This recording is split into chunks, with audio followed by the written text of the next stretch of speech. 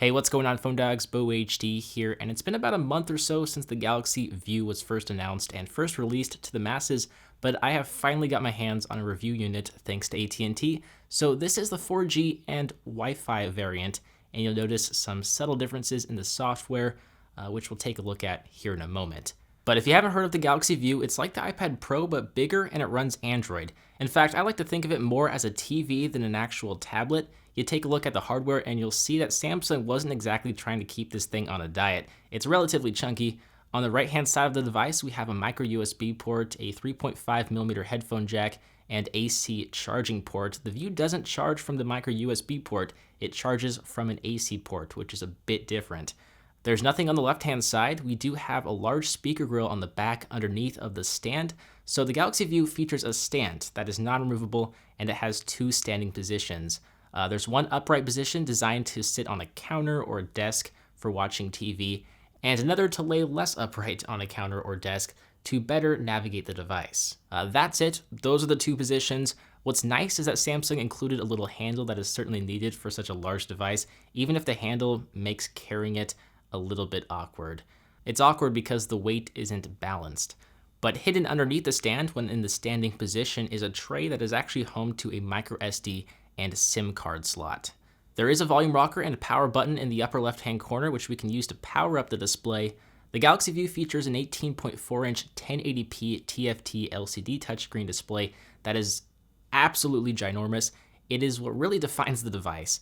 Not because of the quality, but because of just the sheer size. I can't really think of another tablet with a display quite this big. The iPad Pro features about a 13-inch display, but even that is small in comparison to the View.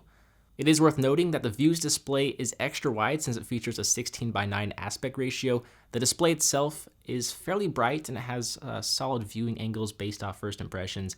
It is very pixelated when viewing content up close. That is to say, you can start to notice each individual pixel. For example, you look at an app folder on the home screen with apps in it, and you'll see just how pixelated the app icons look. I think if you use this tablet more as a TV, for watching movies, TV shows, Netflix in general, then the resolution should be just fine. But if you use it more as a tablet, you're going to start to have more problems. You're probably not going to like all of the pixels.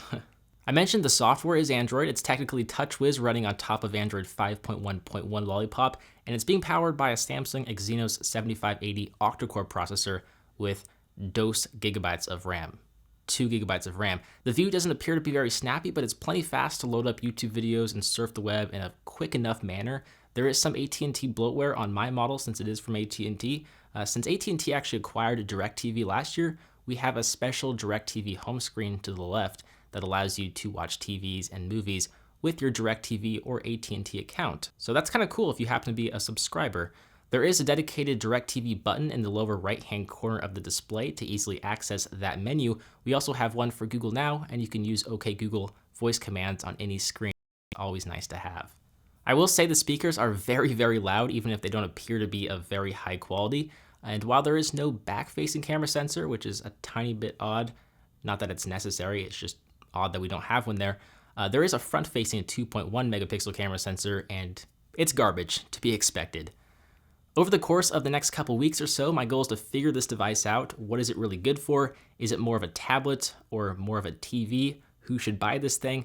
We can only really wait and see. I will say that it costs about $500 off contract on Amazon or AT&T. I'll leave both the Amazon and AT&T links in the description if you want to check this guy out. If you have any questions, let me know in a comment down below. As always, I'm Bo HD from PhoneDog.com. I hope you enjoyed this video. Thank you for watching, and I will see you right back here in the next one. See ya.